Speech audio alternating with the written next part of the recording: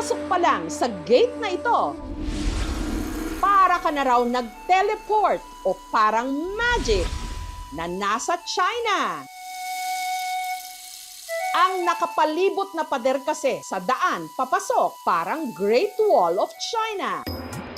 Pagdating sa dulo, ang tatambad sa'yo, isang napakakulay at engrandeng Chinese temple na nasa tuktok ng isang burol.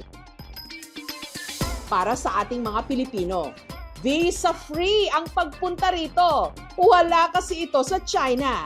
Ang templo nasa Cebu. Ito ang Philippine Taoist Temple o kilala rin sa tawag na Cebu Taoist Temple.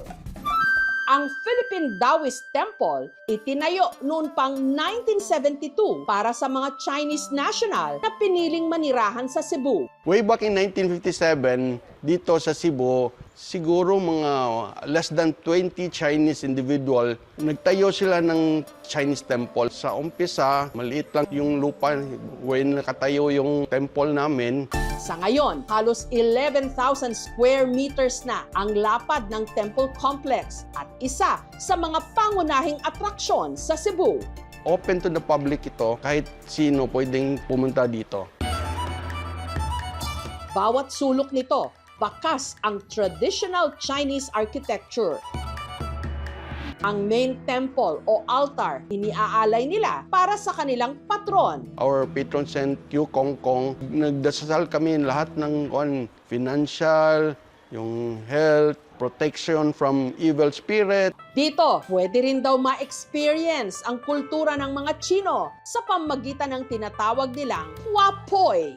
Ito ang tinatawag namin na poy. Ito, yung wooden kidney shape na wood. Pag meron kang i-wish, inuhulog ito. Pag ganito yung opposite side, isa yung flat sa ibaba, yung rounded sa ibaba, meaning yes, meaning either your wish granted. May mga maliliit din silang altar at templo para sa iba pa nilang mga Diyos at santo. May matatagpuan din ditong wishing well. Yan hirami sa wishing well kay nag-wish mi sa among ipangandoy nga unta magkaroon mi o may anak kayong duha. At ang isa raw sa sinasadya rito ng mga bisita, ang kanilang viewing deck, kung saan matatanaw ang makapigil hiningang Cebu City view. Actually, the structure, it's like parang wala ka dito sa Philippines. Na-feel ko yung pagiging dito, yung Chinese. Pero paalala ng pamunuan ng Philippine Taoist Temple, attraction man ito sa mga turista, ang templo puok sambahan. Kaya para mapanatili itong sagrado, may ilang bahagi nito ang hindi pwedeng puntahan o litratuhan. In-encourage naman namin lahat pumunta dito. Basta sa amin lang, nandito kayo sa temple namin, respect lang. Minsan, medyo malaki na yung boses nila. Yung hiningi lang namin, yung temple namin, at least solemn.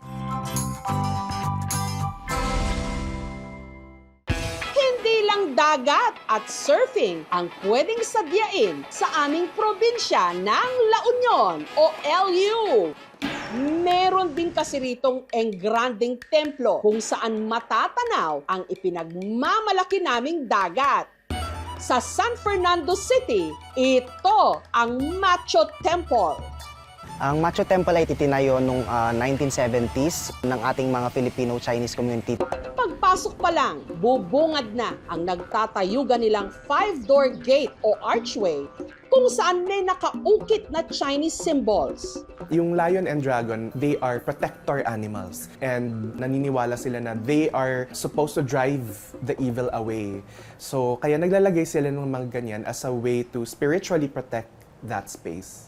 At dahil nakatindig ang templo sa isang burol, ang view rito, San Fernando Bay. Iniaalay raw ito ng mga deboto sa kanilang patron na Diyosa ng Karagatan. Itinayo siya in honor ni Macho, yung ating goddess of the sea. Sa ikalawang palapag ng main temple, makikita ang altar para kay Macho na napapalamutian ng ginto. Dito nagdarasal at nag-aalay ng kandila at insenso ang mga deboto.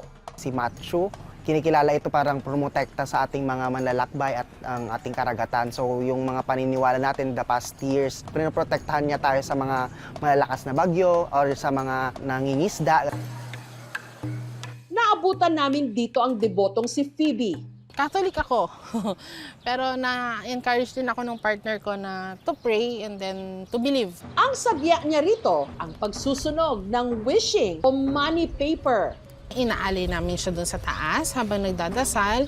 And then after a while, baba kami dito para sunugin siya. Para somehow pagka naging ashes na siya, at least we believe naman na mag-grant yung wish. Naging tradition na namin na somehow pagka may time kami, nagpupunta kami dito para mag-thank you. And then after namin dito, nagpupunta kami sa Catholic Church para magtirig ng candle. Bilang pagkilala sa kanilang Diyosa tuwing Chinese New Year at Macho Festival, nagsasagawa sila ng maingay at makulay na Dragon Dance.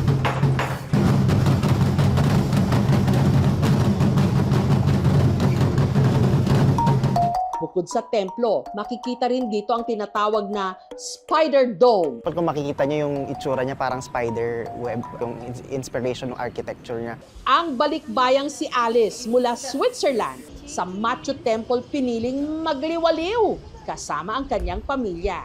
Na-intrigue lang ako dahil sabi nga maganda tong lugar. It's true, maganda talaga yung lugar.